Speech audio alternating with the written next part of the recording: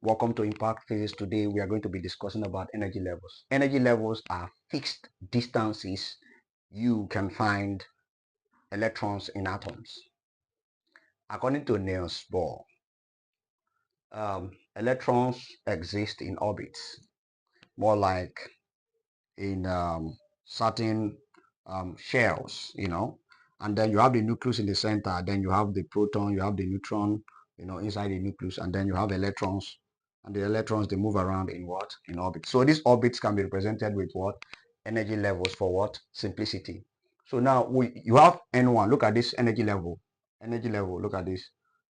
Corresponding to E0. Look at this.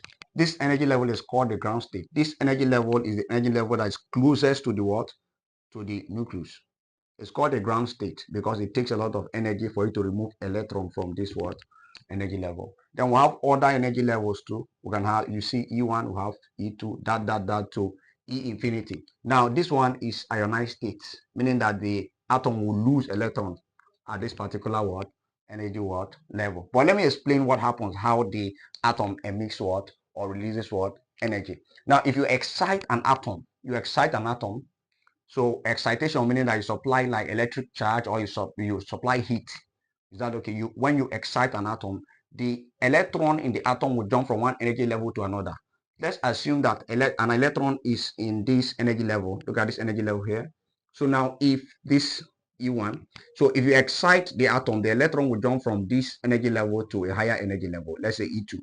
And then when you de-excite, what I mean by de-excite is that you remove the excitation. What will happen?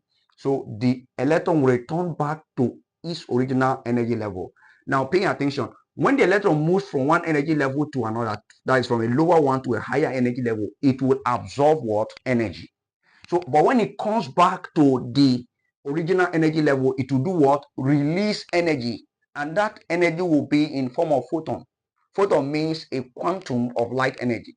And it's given by the formula. Look at the transition here. We have E2 minus E1 is equal to what? HF. This formula actually belongs to Max Planck's. So you have HF. Here is Planck's constant, and then here you have what? Frequency. Planck's constant is about 6.626 times 10 exponential negative 34 joule seconds. And then this will be what? The frequency. Frequency of what? The radiation, or frequency of the light what? The light what? Energy. So we are going to be using all these things to solve problems. So if you do want to learn more about energy quantization and how you can solve problems related to energy quantization, please do well to follow me on YouTube.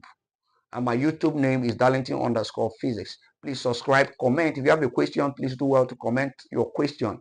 If you have an observation, you're free. And definitely I will respond to you. Thank you very much for watching.